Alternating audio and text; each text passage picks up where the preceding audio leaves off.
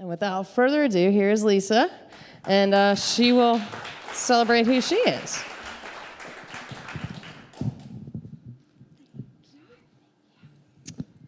Hey everybody, I'm Lisa, and now I see what you mean about having to hear myself on. Yes, thank you. All right, so again, I'm Lisa. I'm a paranormal investigator by night. By day, I work in the exciting world of mortgage. I haven't always worked in mortgage. I have worked in mortgage since June, so I super don't know what I'm doing. So if any of y'all do, y'all can, hook me up with some clues. So I have been, and I'm also a pacer. I talk and walk. So I'm sorry if you feel like you're watching a tennis match up here, but I was actually a law enforcement officer. I still am a post-certified law enforcement officer. I worked in law enforcement for 12 years. So I think I deserve a pat on the back just for that. Thank you. Y'all, that is not easy. That is super unmediocre work. And that's all I'll say about that. I didn't come up here to talk about law enforcement. I came up here to talk about ghost hunting, and I know that's what y'all want to hear about. But I have been a paranormal investigator for, officially a little over 5 years. But I've been doing this probably since I was a teenager, just for fun. I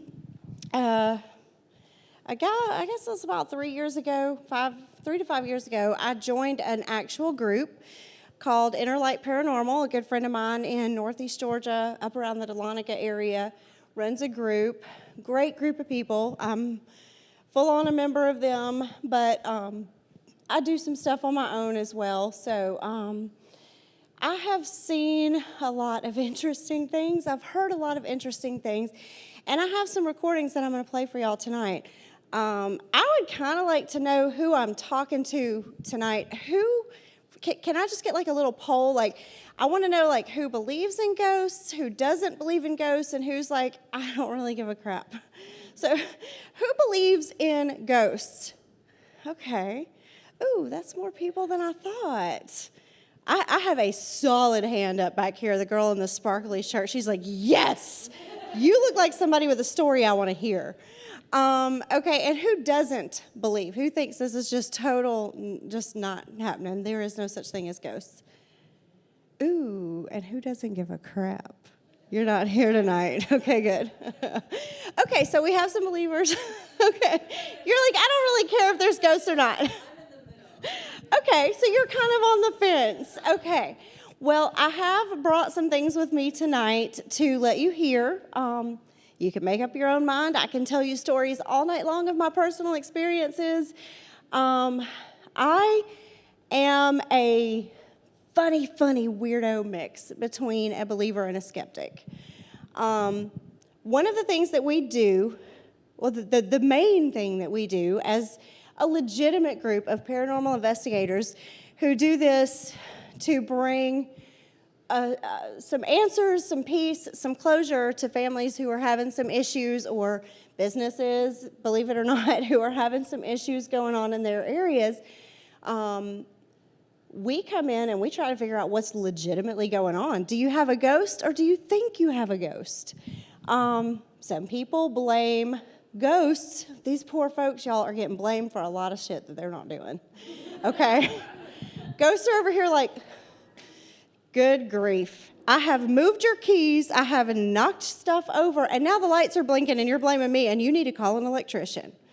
All right, so we are plumbers, we're electricians, we find drafts, we do heating and air. Believe it or not, we do it all. So the first thing that we do when we go into a place is we talk to the people, and I just recently got to meet with Karen and Jennifer at the Double Helix STEAM School. And I got to do a really fun talk there with their kids. And they've got some stuff going on. I hope it's okay if I tell this, but I got to do a really fun talk there. And one of the things that I was trying to tell them is it's not always a ghost causing your issues. But when it is, it's fun for us. We really want it to be a ghost. But we also conduct our investigations with integrity, and we will not tell you you have a ghost if we find out that if we slam that door, that one over there opens. We're going to tell you that. If we find out that if I turn the hairdryer on in the bedroom, the lights start blinking in the living room, it's not a ghost. And I'm going to tell you that. But when I set an audio recorder and in one of your rooms, and I ask, is there a ghost here? And the ghost says, yep, I'm right here. Then I'm going to tell you that too. So not too long ago, I guess it's been probably about 2 years ago now, my group that I'm a member of in Northeast Georgia was invited to a farm, and I unfortunately don't have permission to disclose the name of this farm in North Georgia. If I said the name of the family that owned the farm, y'all would know exactly who I'm talking about. Very prominent family back in the late 1800s, early 1900s. They owned a farm in North Georgia in a beautiful little town that's kind of touristy. And we have been invited to this farm several different times. And what have I done? Am I just way too mediocre to handle this? Okay, thanks. So we've been invited to this farm several times. And this is literally, out of all the places we've been invited to investigate, the single most haunted place I have ever seen in my life. I've investigated there, I think 3, maybe 4 times. So one of the things that we do when we go into this place, because it's huge, we set a bunch of high-tech equipment. We set camera pods, we set audio recorders, and then we leave. We lock it up with a key holder, a bona fide key holder, and we leave the place and we go eat dinner. We have fun and we hang out and we chit-chat for an hour or so. Then we come back. That gives us a full hour's worth of stuff that we can listen to with our headphones on later when nobody was in the house. We've verified nobody was in the house. And when we're listening to that stuff, if we get a voice, if we get taps and bangs and screams and weird kinds of things, that's pretty legit evidence. Nobody was in that house. We were with the key holder. So a couple of things that I'm going to let y'all hear is, wow, this one's pretty cool. I'll let y'all listen to this one. This particular family had a music room. And the story goes that the daughter of the family, she was very into playing the piano. And for fun, this family would sit around in the evenings in their music room, and she would play the piano, and they would sing, and they would have just a family musical time. So one of the things that we did on being told this is we set an audio recorder and a video recorder in this room when we left. And one of our investigators said to the ghosts, hey, if you have anything you want to tell us about your music, do you have a favorite instrument? What do you love about music? Anything like that, please come up to this little device that I'm going to lay right here on your piano and tell us what it is that you love about music. So I'm just going to play this for you. You can tell me what you hear. This is what we heard when we came back.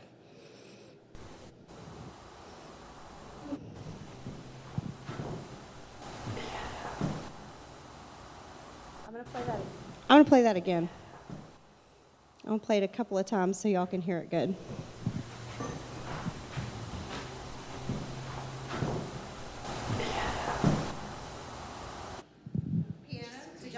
Did y'all hear piano? That's what we heard. Now, sometimes when I play it like this, it's not quite as alarming as it is when you're sitting there doing a mind-numbing review with your headphones on, and you've got your pad and you've got your pen and you're waiting for something to happen, and then all of a sudden you hear piano whispered in your ear. You're like, whoa, whoa. And so you rip your headphones off and you're like, hey y'all, and you make all your friends hit pause, and they're like, what? And so you're like, hey, I've got a piece of evidence here. That I can promise you, nobody was in the house when that got said. I promise y'all, that house was locked. We were the ones in charge of the keys. Now, this next one I'm going to play came from the same house, different investigation. And you can hear my investigators. They sound like a herd of buffaloes stomping up some wooden stairs. They're talking about having a flashlight. They're being super loud and obnoxious, which is what we don't do during an investigation. Luckily for us, the ghost decided to say something anyway and spoke over all of our investigators. However, the ghost said something that makes no sense to us. So when we go to reveal it to the family, they're like, what does that mean? And we're like, we don't know. We don't make this up. We tell you what the ghosts tell us. Here you go. This is what the ghost said. Oh, yeah, there's no... Stomp, stomp. You need a flashlight? You can borrow mine, Jason. I have one in my pocket, I think. Anybody else here physique?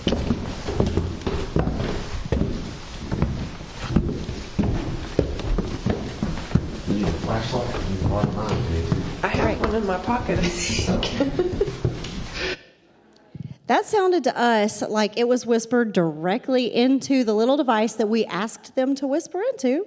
We say to them, hey, there's a little device laying here. It's got a little red light on it. If you have anything to say to us, speak directly and clearly into this little device. And when we listen later, we may be able to hear your voice. So they decided to tell us physique. Yeah. We're like, So we go to reveal to our customers, and they're like, what does that mean? We're like, I don't know. You asked us to come do an investigation. This is what the ghost said. I don't know what to tell you. So those were two. I have one more, and I'm going to play it from a different place so that you can hopefully hear it really well. This is a cool story. This was the same place, yet another investigation that I did at this place. And I personally was setting this recorder in the mother's room upstairs, and my team was downstairs, unbeknownst to me, looking for a missing suitcase full of equipment. And you can hear them talking, you can hear them laughing. One guy clears his throat really loud. He sounds like he's dying. He's like, "Bleh." That's not paranormal. That's actually one of my investigators. Ignore that when you hear it. So they're talking, and I can hear them talking, but I can't understand what they're saying because we're separated by 2 levels of an old farmhouse here. But what they're saying is that they can't find this particular suitcase of equipment, and they're starting to get really aggravated because we're trying to set up. Everybody's hungry. We just want to get set up so we can go eat. And one of the people apparently says to one of the other people, ask Scott. He is the leader of our paranormal group, Interlight Paranormal. He knows where it is. Ask Scott. I don't know any of this is going on. I'm just trying to set my equipment and get out of the room because I'm upstairs by myself. The place is haunted and I'm hungry. So I'm like, can we please just go? So on review, this was literally the first 5 seconds I sit down to do review. Normally, it takes like hours of mind-numbing review to hear anything remotely interesting. And then it's probably something that you can explain away and have to throw out. But this came through, and to me, it sounds like a super creepy whisper right into the recording saying, ask Scott. So I'm going to let you hear it and see what you think.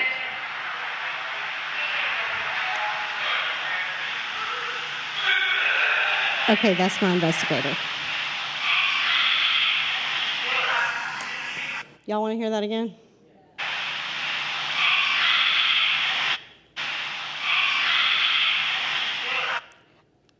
I couldn't explain that. I was literally standing right next to the device, the recorder, the digital recorder, when that happened. And I know this because in the beginning of the recording that I'm not playing for you, I say into the recording, hey, this is Lisa, Interlight Paranormal, the date and the time, where we're at, beginning recording in the mother's room. I set the recorder down, and I'm making some adjustments to, I think, probably some of my other equipment. That's when it happens. I'm standing next to it. I'm the only one upstairs. Swear to you, I'm not making this stuff up. Couldn't make it up if I tried.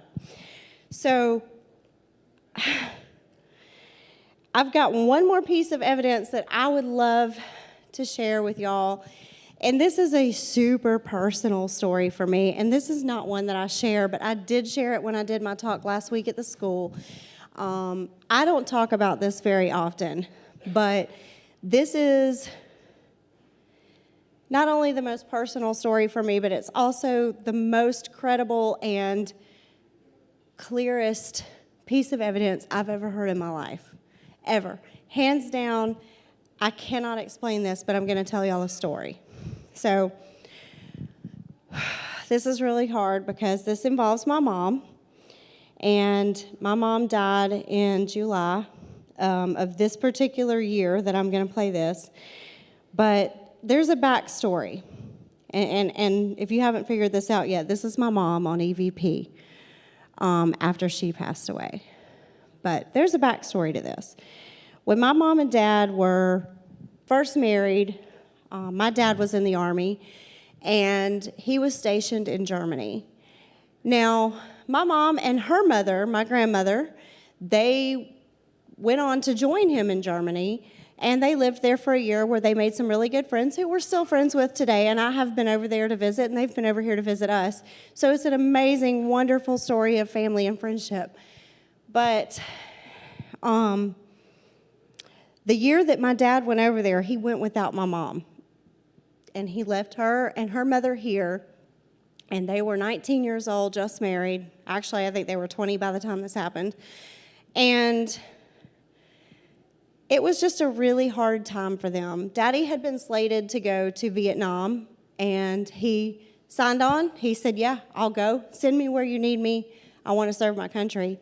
And at the very last minute, after a lot of praying and a lot of heartache on their part, on my mom's part especially, Daddy's orders got changed and he got sent to Germany. And one day actually in Germany, it was still daytime, on April the 9th,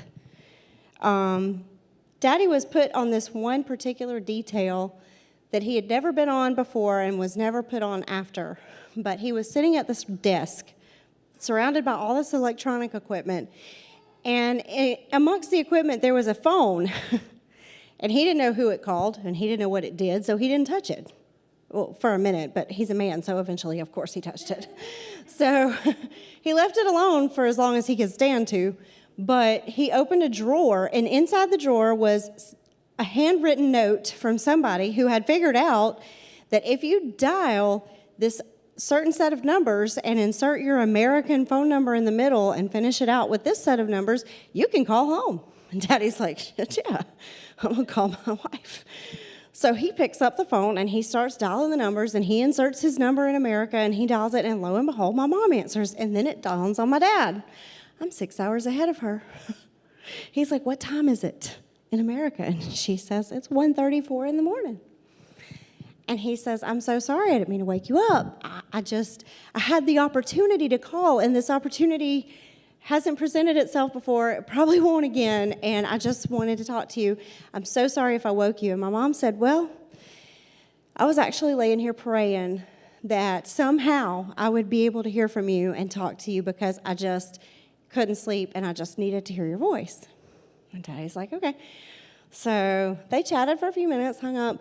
That was one of the first times in their marriage that they realized that they had this connection that was indescribable. My mom could think to herself, ooh, I really need to talk to him. And Daddy would have the sudden urge to pick up the phone and call her. And this happened throughout their marriage. So this particular date and time, April 9th at 1:34 in the morning, was extremely significant in my parents' marriage. They talked about this particular event often. So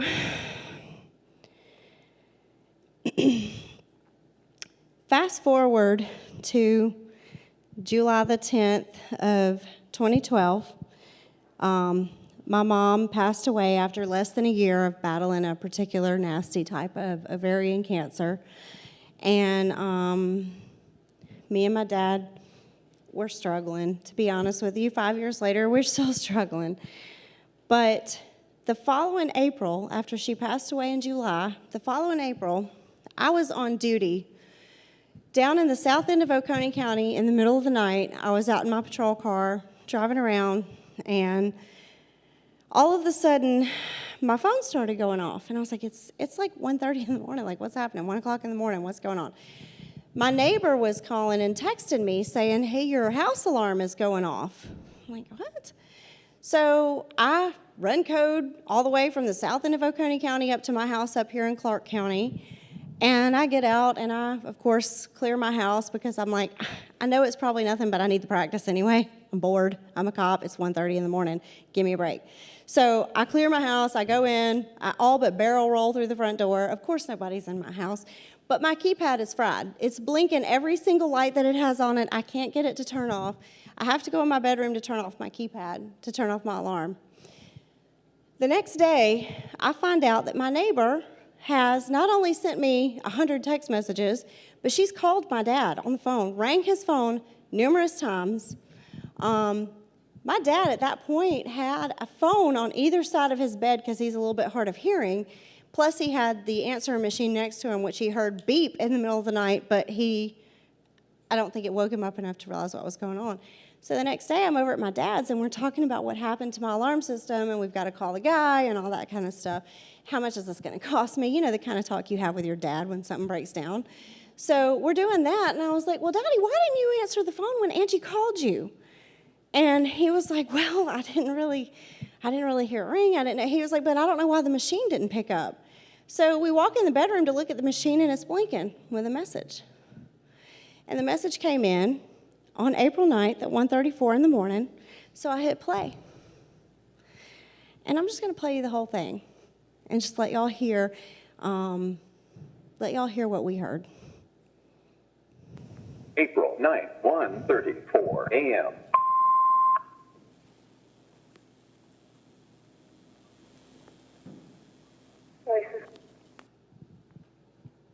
I'm going to play that last part for you again.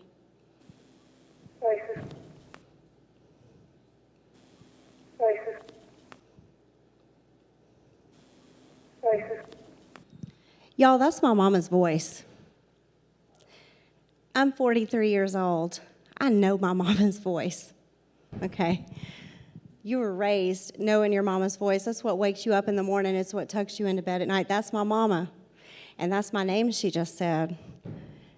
She used my alarm system, my dad's phone, woke my neighbor up, got me off from work. This took like a lot of effort and energy. And so after we heard that, me and my dad both were like, oh my God. I said, Daddy, I said, did you hear that? And he's hard of hearing. He's like, your mama just said your name. I said, yeah, she did. And y'all, that's some powerful stuff for me as a paranormal investigator, but as just, even if I had been a skeptic and didn't believe, I don't know what I would have done with that, because I know that's my mama saying my name. She even had this kind of country kind of accent. She was a true Southern belle, and she said Lisa. She didn't say Lisa. Like I say Lisa, but my name's Lisa. She said Lisa. And that's what she says. So when people ask me as a paranormal investigator, do I believe in ghosts? Yes. Yes, I do. Can they communicate? Yes, they can. Is everything weird that happens paranormal? No. No. Old houses have uneven floorboards. They creak, they squeak, they make you feel off kilter. There are drafts that come in one window and go out another door. There's faulty electrical. There's faulty plumbing that makes it sound like somebody's groaning. I don't know if any of you have ever heard air in a water pipe, but it sounds like somebody's going, ugh. It's disgusting. It's creepy. It's weird. It's scary. It is not paranormal, okay? Lots of things are, but that is not.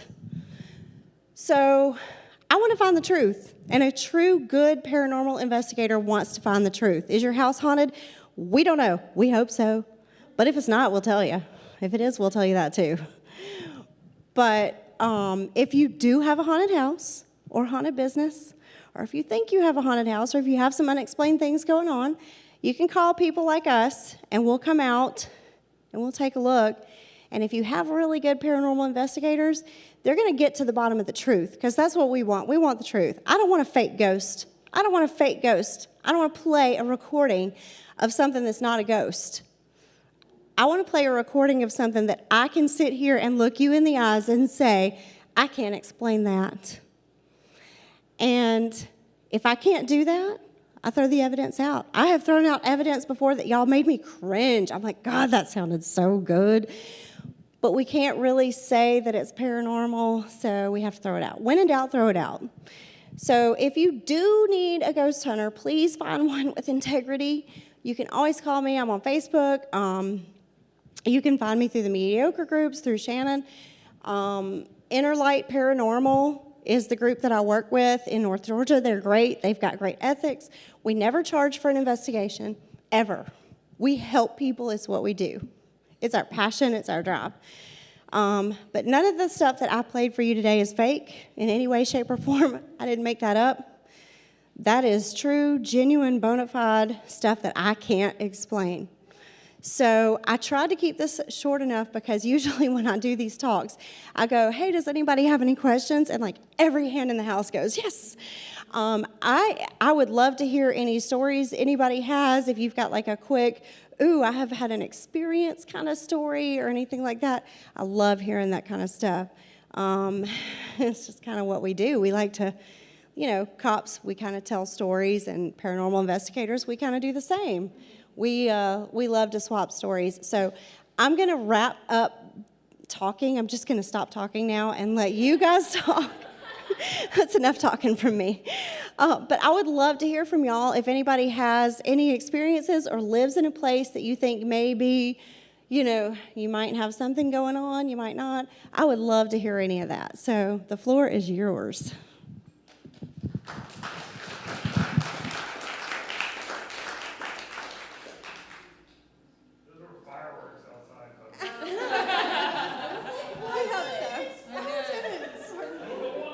I just wanted to be like, hi, Mom. Hi, Lisa's mom. Thank you so much for sharing, especially your very personal stories. My question is, like, what's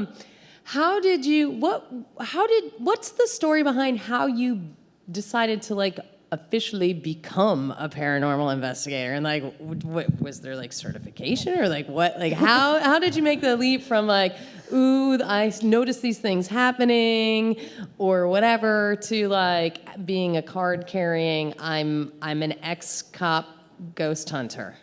Good question. When I was a teenager, my mama, she was a back porch sitter, y'all. She had to have an outside space. And so the back porch when I was growing up was a place for all of my friends to convene, whether I liked it or not. I wasn't going out with my friends. They were coming over.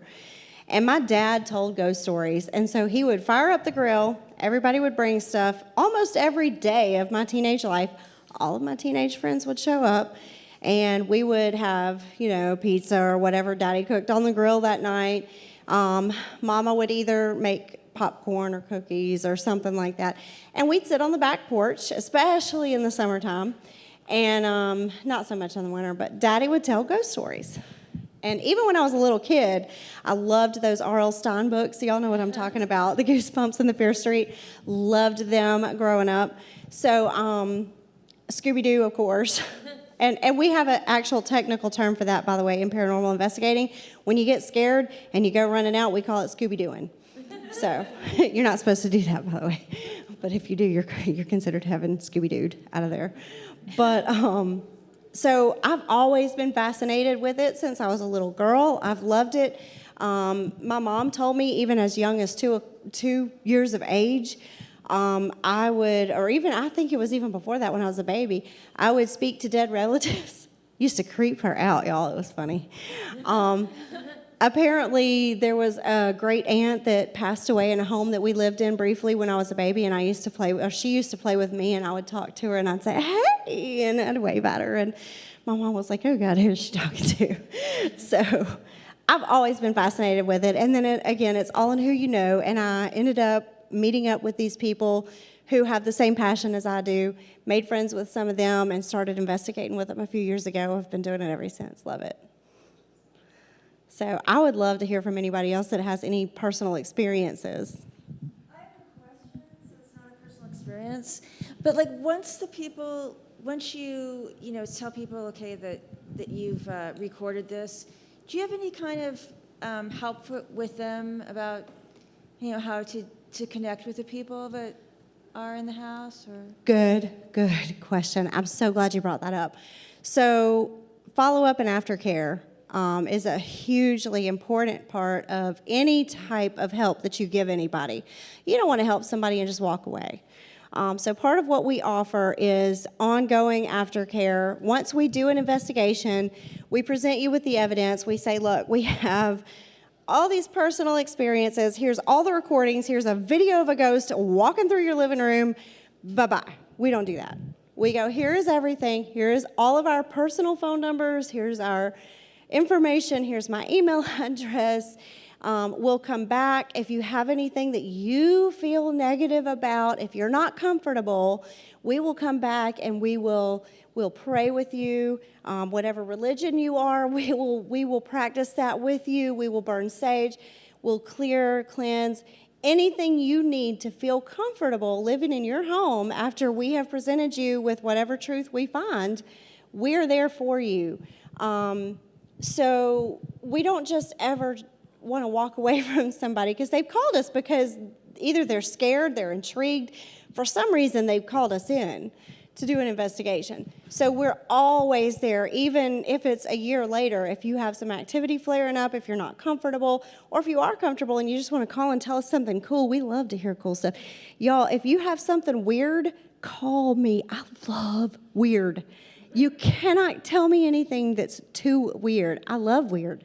So I hope that answered your question. But yes, we are absolutely always there for aftercare and follow-up as much as anybody needs. Anybody else got anything weird to tell me? I knew you had a story. I knew you did. Well, it's actually a question. Okay. Have you ever had any reports of someone trying to make up a fake ghost? I have heard of that. I'm trying to think. Personally, I have encountered people who legitimately thought they had a ghost but kind of didn't, that we could find anyway. Sometimes people report things like blinking lights or cold spots, or they feel weird things in the house, and we find logical explanations for that, and we're not able to find any actual ghosts for them. But I have not, that I can think of off the top of my head, had anybody call me and try to trick me into finding a ghost where there wasn't one. But I have heard of people doing that. They did it to, I don't know if you've ever heard of the show Ghost Hunters. Taps. Yeah, so we operate a lot like Ghost Hunters. We go in and kind of do almost exactly what they do step by step. But Taps had a case like that where they went into, actually, I think it was a building, a business, and the people that worked there had rigged the building to make them think that something was going on, so they hid some things behind mirrors, and I think they rigged up like fans to blow air on them at certain times. They did all kinds of crazy stuff, but they figured it out, and I hope that's what we would be able to do too. But good question. So I don't know if anybody remembers, I posted like a few weeks back, maybe a month ago. I was the one who, and I think you responded. What's your name? Sherry. Yes. And we recently moved into a house about, I think it was like in March of this year, and we knew that the guy who owned the house previously had committed suicide. Yes. And so, we got good vibes from the house and everything, and then we had our bug professional come. And that, yes. Sound familiar? And then my fiance, when I got home, he said, "Let me tell you this story." When she walked in the porch, she felt a hand on her shoulder. And so I was kind of wondering, have you had any personal experiences, or anybody on your team have had an experience where they actually saw something or had an inappropriate touch of some sort, something that wasn't recorded? Yes. Okay.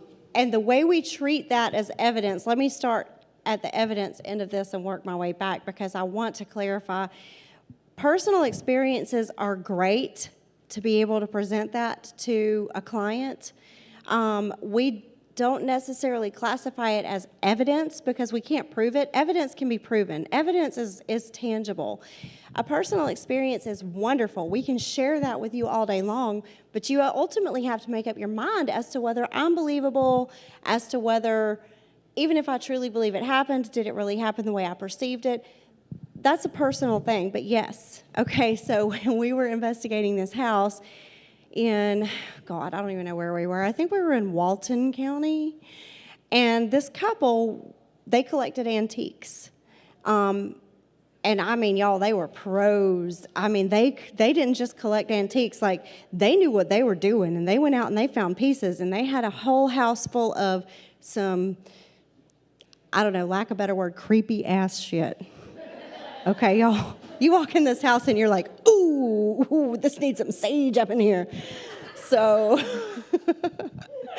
I mean, woo, it was really cool. It was very cool, and it was pristine. I will give them that. There was not a speck of dust to be found in there. But y'all, they had like dolls and stuff with those big creepy eyes. I'm not even kidding. It was so creepy. So we get in there and we get to investigating, and we find out later, after the fact, that they had like one of those funny uncles. Yeah. I'll leave it at that because there's some funny uncles. Yeah. No, I mean, like, not less than mediocre uncles. Yeah. So, but we don't know this at the time. So we're in there and we're like, I'm like, what was that? I was like, what's going on? So I didn't say anything. You know, I'm sitting there and I think I was videoing or audioing at the time. And the leader of my group was doing like I think he was doing a Q&A session with an audio recorder. He was doing like an EVP session. A few seconds later, I was like, whoa! I was like, what's going on back there? And finally, I just had to speak up. After about the third time of being touched in my nether regions, I was like, I kept looking. I'm like, am I bumping into something? I mean, you know, the house was full of stuff, and I'm not exactly skinny, so I was like, am I bumping into something? No, it just kept on and on and on. And finally, my friend started getting agitated, and he's like, all right, stop. Just stop. We're trying to do an investigation. Clearly, we know you're here. I don't know what's going on, but stop. So, yeah, that was, I have had, also I've had touches after I've been asked, or after I have asked them, you know, hey, if you want to communicate with me, you can gently and respectfully touch my arm or stroke my hair or something. I have had that, and many of the investigators, I think every investigator I work with has had that. So, you know, when you posted that, I was like, I don't know this girl. Like, it's one of those things, that's the reason we don't present it as evidence. It's a personal experience. Depends on the source. Is the source credible? I don't know. I don't know her. I don't know what she was trying to do. Yeah, I mean, she could have been just, yeah, I mean, she.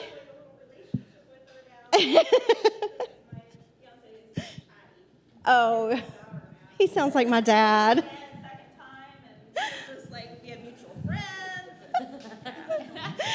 That's awesome. So, you know, I don't discount that maybe, you know, for whatever reason, if you do have a spirit in your home, he was probably like, hey, what's up, buddy? I don't discount that at all. As a paranormal investigator, it's not something we can present as evidence, but it's certainly a cool story to tell. If it happens to me personally, I will contact You call me. Who are you going to call, right? So does anybody else have like any personal experiences or questions for me? Because I know this is like a hot topic. You got something? Experience. Oh, awesome. What did you get experience? A couple of them, but like one main one. So, and it was when I was younger. I was at a friend's house, and their house was creepy. They had dolls with the big eyes too. And it was funny though. It was like a red herring. They had this creepy hallway, and at the end of the hallway, there's this trunk, and it's covered with these dolls. It's like I don't want to go down that hallway. But you had to get to the girl's room, and she would lie and be like, "Oh, like the dolls move," you know, like trying to creep your friends out. And I'm like, "Fuck, you know they don't." And I'm like, I think I saw it. Yeah. So. But I didn't really like it. I didn't like the way it felt there. And so then it's the next day, and they had a daylight basement. And for some reason, we were the only people there. Like, I don't know where her parents were, because we were like 10, different time. But so we were outside of the daylight basement and like swinging on a swing set, and I get thirsty. I'm like, well, I'm going to go like upstairs and get something to drink.